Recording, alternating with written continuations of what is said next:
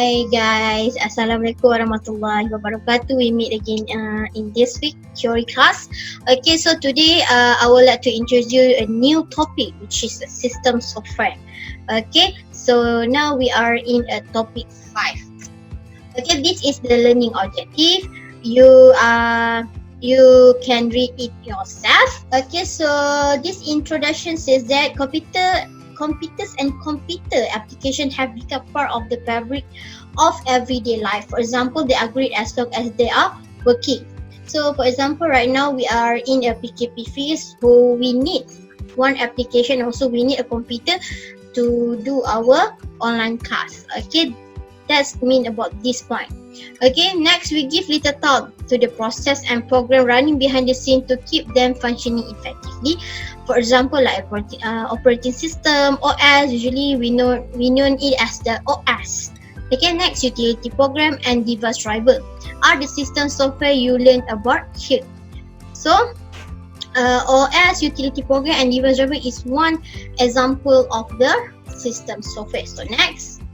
So I want to explain you on software. Actually, software is divided into two. They have two type of software. First type is the system software and the second type is the application software. So today I will explain more on the system software, and the next week I will tell you about the application software. Okay. So next. So the definition of the system software means that it's work with end user. End user is the people that use the computer. We call it as the end user. Next, application software, our apps inside our computer, and computer hardware to handle the majority of the technical details. So system software ni as a middleman. Okay, dia orang tengah antara kita, people dan juga hardware. Okay, without the system software, kita tak boleh hidupkan kita punya komputer. Contohnya kita ada smartphone, tablet and also desktop. Without system software juga, kita tak boleh nak buka kita punya application software. So maksudnya sekarang, system software adalah the important part inside our computer. That's why software ini kita kenal sebagai system software. Okay, kalau application software ni, selalunya application software ni dia menjurus kepada application yang can help us to do our work. For example, like Microsoft Office and so on. Okay, WhatsApp and so on. Okay, itu adalah example of the application software. However, for the system software more focus on OS. Okay, Windows. Okay, utility program.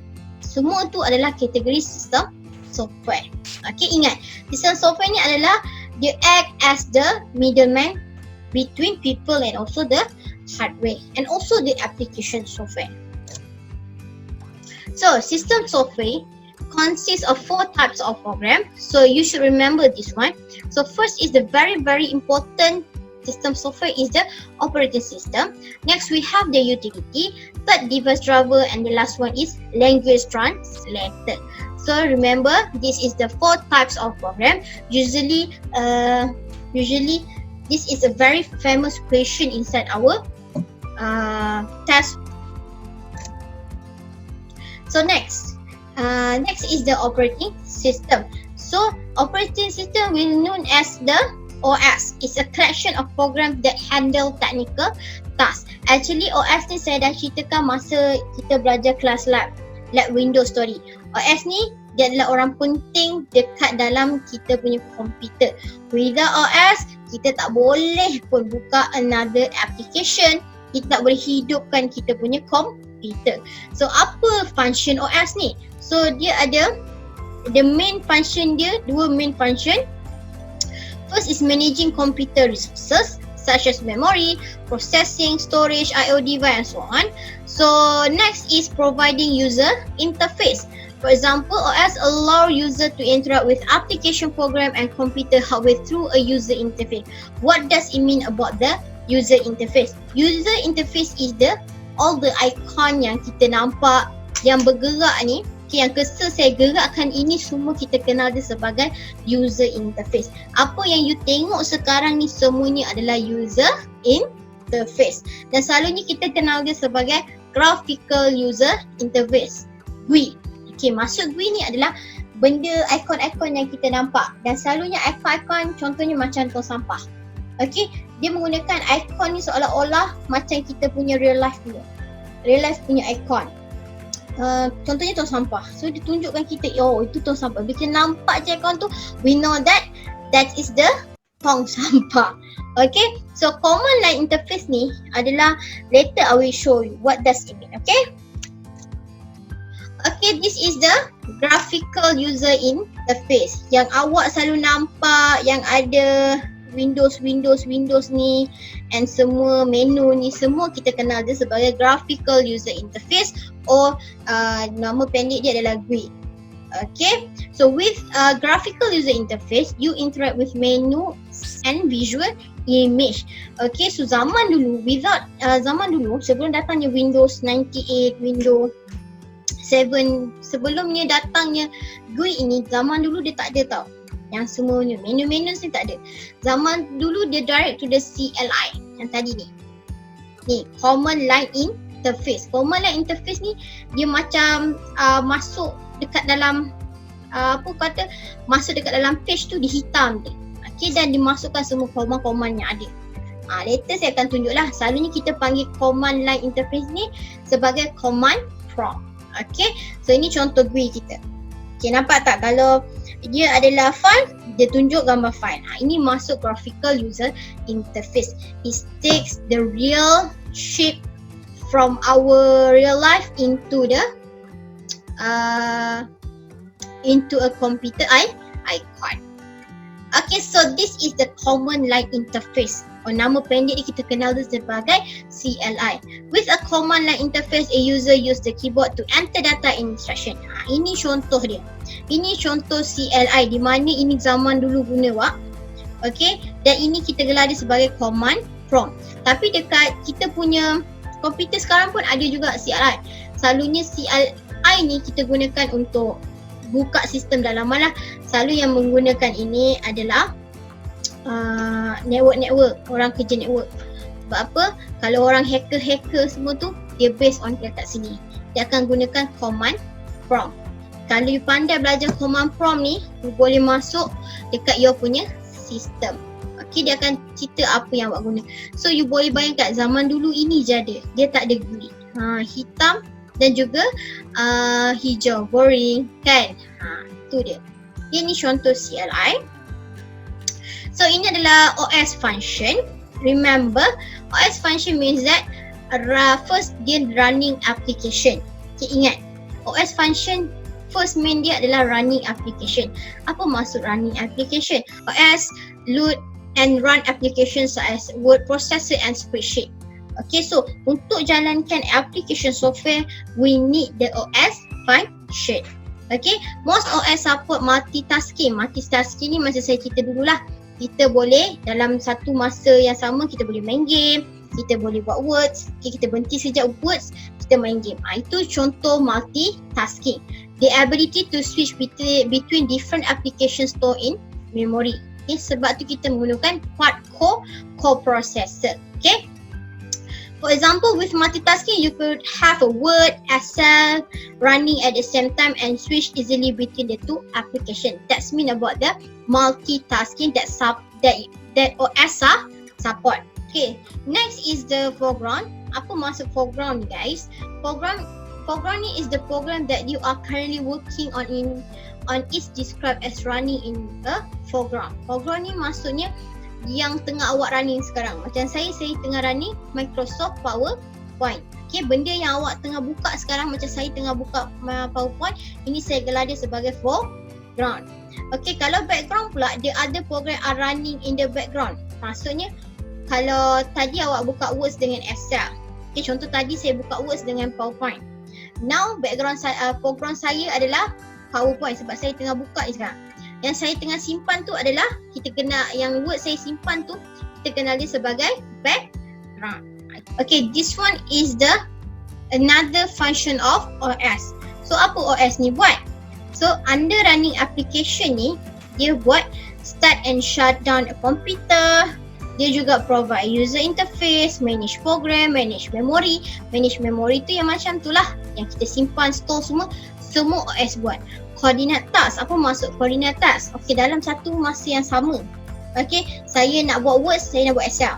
So dia akan coordinate task. Which one point yang kita buka? Maksudnya yang mana user akan buka. Okay, so dia coordinate task lah. Mana pergi dulu, mana jalan dulu. Itu maksud dia.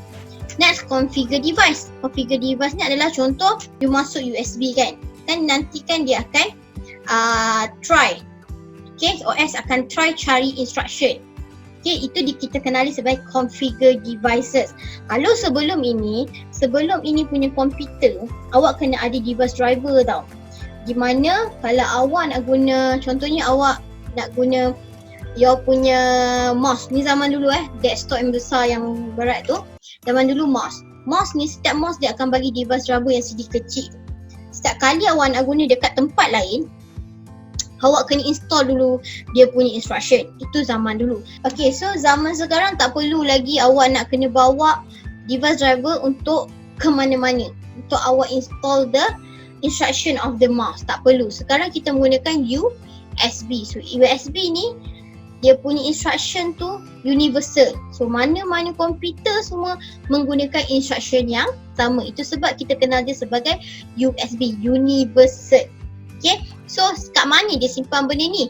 So semuanya berada dekat memory OS function.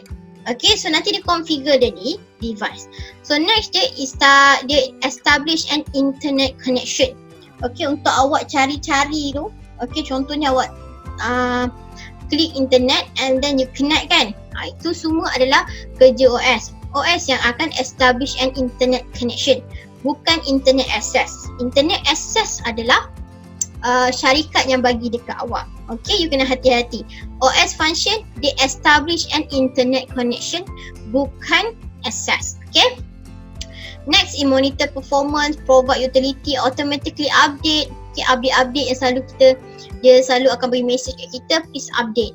Please update. Itu semua kerja OS. Next, control a network, and the last one is administer security.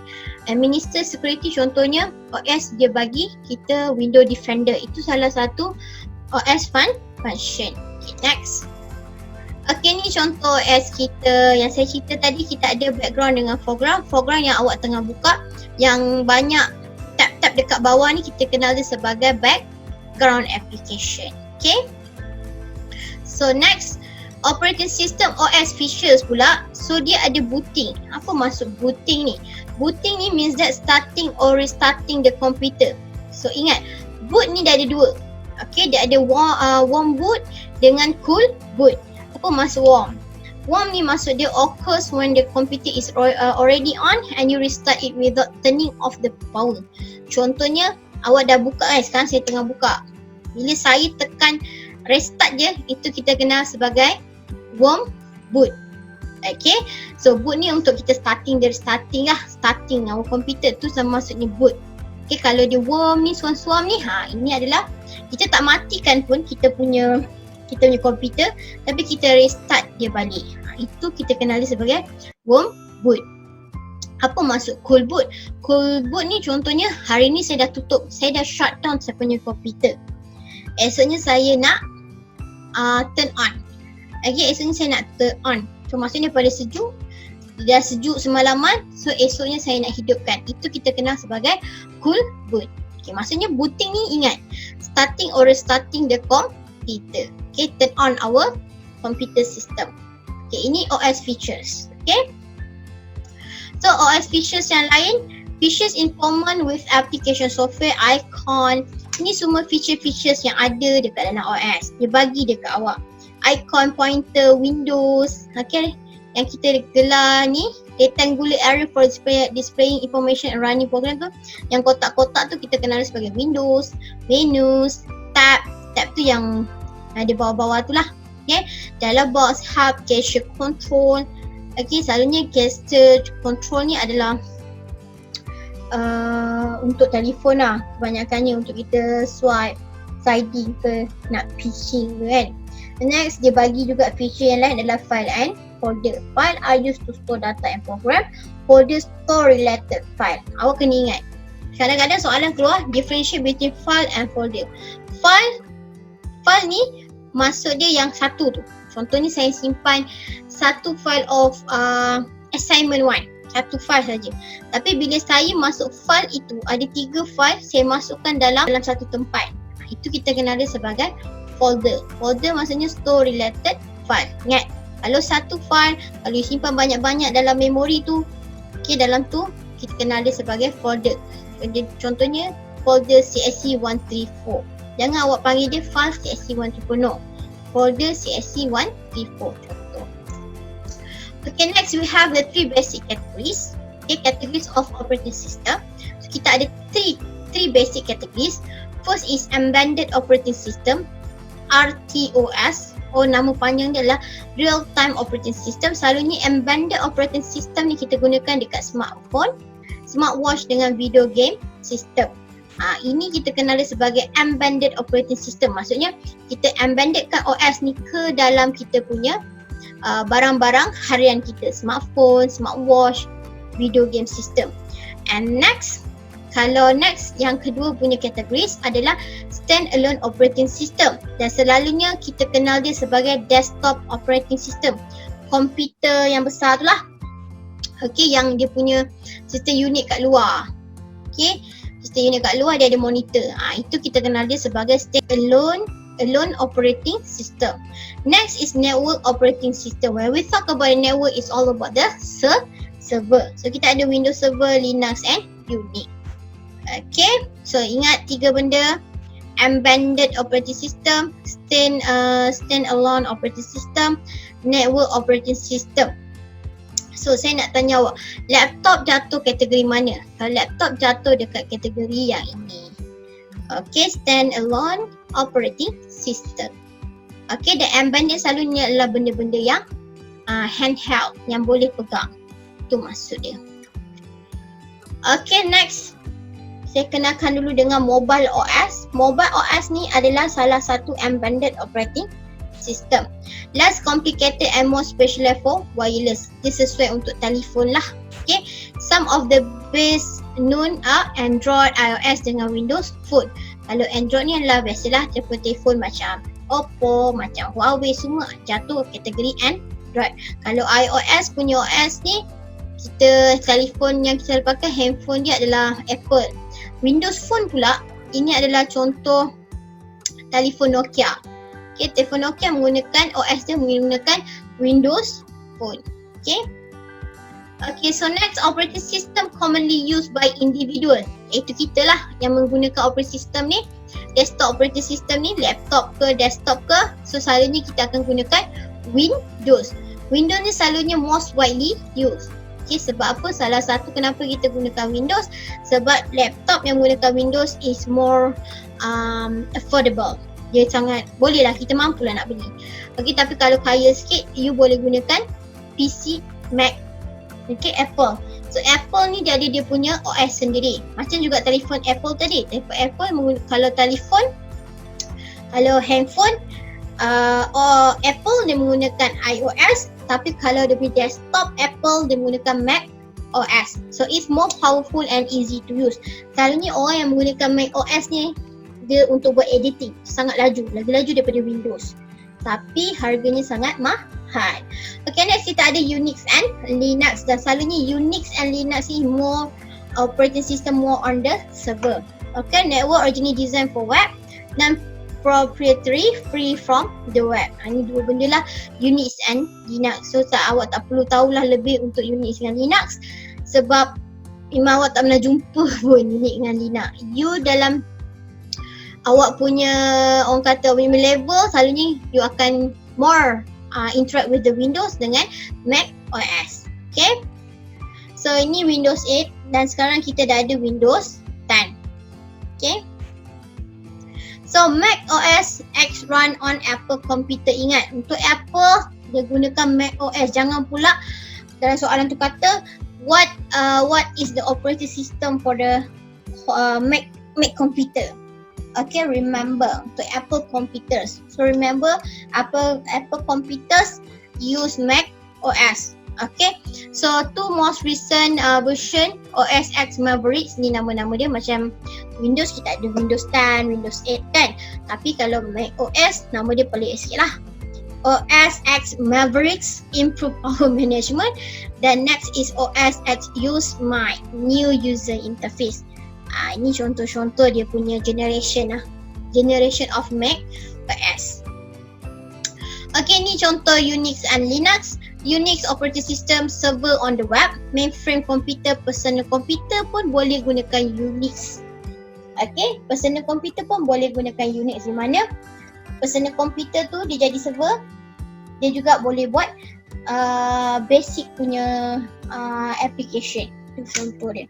Kalau Linux version of Unix, dia upgrade daripada Unix, alternative to Windows, open source. Ini Linux ni dia free. Kalau Unix ni kena beli. Dia macam Windows lah. Okay, Windows sepatutnya kita beli, tapi kita ada pirate kan. Linux ni dia free. Okay, dia free. Okay, Google Chrome OS based on Linux. Okay, focus on internet connectivity and cloud computing. Speed is determined by the speed of the internet. So ada juga komputer personal menggunakan Linux. Sebab apa? Diorang tak nak guna Windows. Okay, so dia gunakan Linux. Tapi dia lagi advance daripada Unix. Okay, ini Unix dengan Linux. Okay, so virtualization. Apa maksud virtualization? Ability to support multiple operating system on the single physical machine. Maksudnya sekarang dalam satu komputer ni kita boleh ada dua OS. Boleh kita buat? Boleh. Okay, itu yang saya cakap tadi. Satu OS untuk Windows untuk buat kerja biasa, satu lagi OS untuk Unix ataupun Linux. Boleh. Contohnya, each virtual machine appear as a separate independent computer. Host operating system, guest operating system. Dan dia juga Mac to run Windows program in OS X. Contohnya kita ada Windows. Okay, kita ada komputer yang menggunakan OS Windows. Dalam masa yang sama, you teringin nak try guna Mac. Boleh, tak ada masalah. Okay, adalah cara dia untuk pecahkan OS kita kepada dua. Satu komputer kita ada dua OS. Boleh. Okay, ada cara dia. Tapi saya tak ajar lah. Ini semua kepada budak komputer science. Okay, next. Okay, dah habis tentang OS. Ingat OS adalah yang handle lah semua kerja-kerja, dia punya proses semua under OS. So next is utilities. Apa maksud utilities? Utilities are specialized program designed to make computer easier. Example, perform maintenance type task. Selalunya utilities more on the maintenance type task. Okay, most essential utilities is troubleshooting or diagnostic program. Contohnya kita ada masalah tak boleh baca kita punya mouse. Okay, instruction dia tak dapat. Kita try, kita masukkan mouse kita, dia cucuk kat USB, tak boleh run. Okay, so you boleh buat troubleshooting. So troubleshooting or diagnostic program ni, recognize and crack problems ni, ini semua kerja utilities. Okay, OS kerja lain dah. OS ni dah kerja lain. So dia bagi pula kerja dekat utilities. Maksudnya OS ni adalah pengkeranian. Utilities ni more on maintenance. Okay, orang yang kerja dekat bahagian maintenance. Kalau rosak je, OS akan campak dekat utilities. You buat. Itu maksud dia. Next, kita ada antivirus program. Guard your computer against virus. Antivirus program pun adalah salah satu contoh utilities. Next, backup program. File compression program, maksudnya daripada besar tu kita reduce the size of file for more efficient storage. Selalunya kita gunakan file compression program ni adalah kita zipkan benda tu. Kita pernah nampak tak yang ada gambar zip, yang ada gambar macam dokumen kecil-kecil tu. Okay, itu contoh file compression. Contohnya you nak hantar email, you nak attach satu file tu besar. So macam mana you nak kecilkan file tu? You boleh masukkan dia, you boleh compresskan dia menggunakan WinZip ataupun WinRAR punya application. Okay, itu contoh utilities. Next, is the Windows utilities. Says that Windows OS include utilities such as, maksudnya Windows OS dia ada bagi satu program utilities untuk user di mana dia bagi file history, disk clean up dengan disk defragmenter. File history can create backup for your hard drive. Okay, disk clean up ni identify eliminate non-essential file. Maksudnya disk clean up ni, kalau you tekan disk clean up ni, dia akan clearkan semua file-file yang awak dah lama tak usik. Tapi kalau you tapi disk clean up ni sangat bahayalah. Okey, dia ni akan buang semua file-file yang awak lama tak usik. Contohnya file tu memang awak nak guna. Okey, file tu memang awak nak guna tapi lama awak tak buka, boleh contoh macam gambar ke apa. Once you click disk clean up, habis semua. Sebab utilities ni, Windows utilities ni, ingat awak dah tak nak guna file tu. Itulah function dia, identify and eliminate non-essential file. Okay, next is disk defragmenter. Kat mana awak pernah dengar defragment ni? Masa you belajar chapter berapa? Chapter 4, storage devices. Okay, di mana saya kenakan awak dengan hard disk. Okay, so selalunya disk defragmenter digunakan untuk hard disk. Untuk apa? Dia nak rearrange file and unused disk space to optimize performance. Yang ni saya dah cerita tu hari. Kan hard disk kita dia ada menggunakan silver platter. Okay, hard disk kita ni bulat kan. Dia macam silver platter. Dia bulat. So dia ni macam spiral tu. Dia punya bentuk dalam dia lah. Dan dalam ni dia ada sektor-sektor dia. So bila sektor-sektor ni lah yang you nak kena rearrange balik. Kenapa you nak rearrangekan balik benda ni? Sebab you nak perjalanan untuk mencari data menjadi lebih cepat.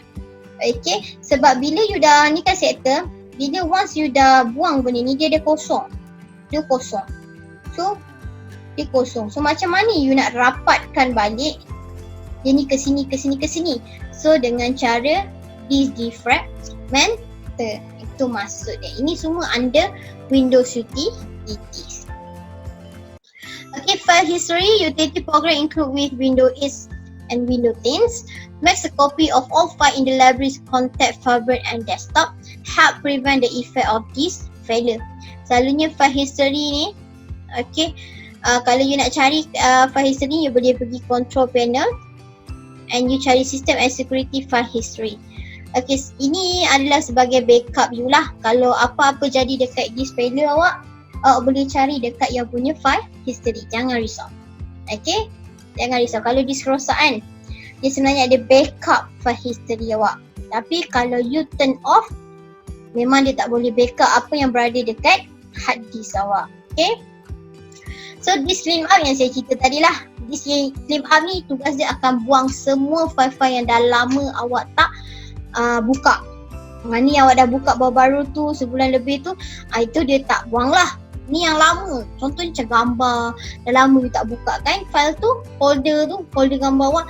So dia ingat benda tu adalah non-essential file. Bila dia tahu, dia akan free up valuable space and improve system performance. Habis semua gambar-gambar lama awak dia buang. Dan salah satu keburukan disk clean up ni, dia akan permanently delete this file. Once you dah clean up, dia dah buang semua, you tak boleh cari balik file itu. Ni bahaya disk clean up. Okay, hati-hati kalau nak buat benda ni. Dan ini yang saya cerita disk defragmenter. Okay, ni nampak ni. Ni sektor ni kalau dah kosong, okay, kosong. Bayangkan sektor ni banyak kosong. So masa untuk perjalanan OS itu mencari data tu menjadi sangat lama. So salah satu cara you kena defragment your disk. Okay, so file are organized in track and sector. Ini semua saya dah cerita tu hari. Optimize drive utility program dia identify eliminate unnecessary fragment. Okay, dia akan eliminate lah unnecessary fragment ni. Dia akan kosong. Yang ini ada data, so dia akan ke tepi. So tak adalah rompong-rompong yang kosong dekat dalam sector. Okay, file become fragment, broken up and store in non-continuous space. Okay, dia akan rearrange file and unused disk space to optimize operation. Macam mana nak cari disk Defragmenter ni, you pergi je search, you type this Defragmenter, nanti dia keluar, and then you tekan defragment. Okay, so you kena buat benda ni sebulan sekali. Okay, sebab setiap kali kita guna komputer, ada benda yang kita akan buang dalam memori, betul tak? So untuk mengelakkan kita punya buffer lama sangat, pencarian data tu dia ada bulat-bulat tau. Kalau you tekan folder tu, dia ada macam ni tu. So masuk ni you kena buat this defragment. Dia punya this, maksudnya banyak ruang kosong dekat dalam sektor disk awak. Okay, so next is utility suite. It says that combine several program into one package, less expensive. Popular suites adalah Bitdefender, Norton Utilities and Kaspersky. Semua ni adalah antivirus punya program. Okay, so next is device driver. Apa maksud device driver ni? Ini yang saya sebut tadi tu, yang device driver tu masa zaman dulu dia ada CD-CD kecil. Printer pun dia ada CD-CD kecil dia. Okay, you kena install dulu baru you punya OS kenal. Oh, dia ni adalah untuk printer HP yang ini. Itu maksudnya device driver. So definition of the device driver is a program that control a particular type of device that is attached to a computer. Apa-apa device sebenarnya semua ni ada device driver. Okay, a driver provide a software interface to hardware device such as printer, displays, CD-ROM, a reader and so on. Semua hardware yang berada dalam komputer awak ni, okay, contohnya hardware printer, hardware monitor awak dekat dalam laptop awak ni, semua ada driver dia sendiri. Okay, so driver ni macam program lah, ataupun kita kenal dia sebagai instruction. Okay, kalau zaman dulu saya ada cerita instruction ini, okay, dia duduk dekat dalam satu CD. Okay, setiap kali you beli mouse, setiap kali you beli keyboard baru, ni zaman dulu setiap kali you beli keyboard baru, dia akan bagi awak CD. So sebelum nak guna kena install dulu. Kalau tak, you cucuk lah. Zaman dulu dia tak guna USB, dia guna dia punya kata kabel dia sendiri, jack dia sendiri kan. So you cucuk pun dia tak kenal. So macam nak bagi dia kenal instruction tu, you kena install dekat dalam memory OS, baru dia boleh kenal dia punya hardware. Tapi sekarang semua device driver untuk display, printer, CD-ROM dengan keyboard, ini semuanya universal. Okay, tak kisahlah ini laptop saya ke, laptop awak ke, semua menggunakan instruction yang sama. That's why sekarang kalau you perasan, semua device kita menggunakan USB. Okay, sebab tu nama USB nampaknya dia adalah Universal Serial Bus. Universal, instruction ni sangat universal. Okay, mouse guna USB, kalau you nak extra keyboard pun USB, external hard disk pun USB, semua sekarang USB. Okay, tu masuk device driver. Instruction to make the OS know about your devices hardware. Okay, so next is language translator. Okay, translate. Apa maksud translate?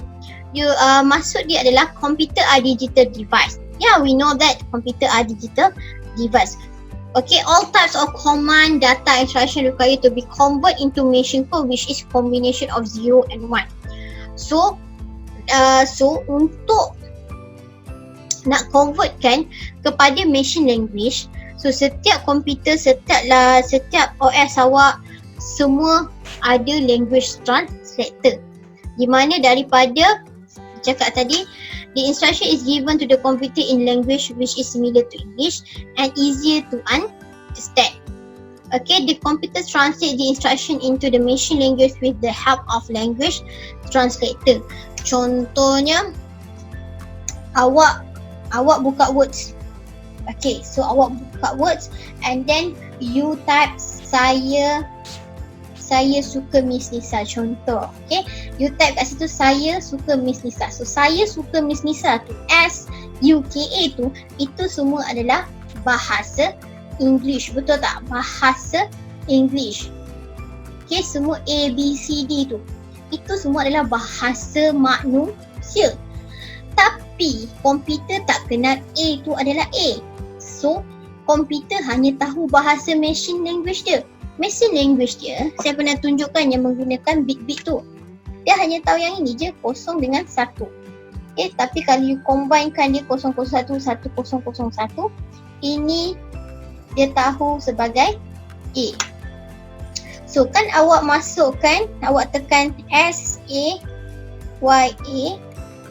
Okay, suka Miss Miss Nisa. Okay, so S ni komputer tak tahu S ni adalah S. So we need language translators to translate S ini kepada machine language, iaitu 10011110. So siapa yang translate benda ni? Yang translate benda ni adalah language translator. Itu maksud saya. Ini baru S Pak. So language translator kena translate A, Y dengan A ni. Barulah dia jadi machine language. Okay, dia ada 3 types: assembler, interpreter and compiler. Ini semua adalah bahasa coding. Okay, ini adalah bahasa coding. Okay, so you tak perlu tahu pun yang ni.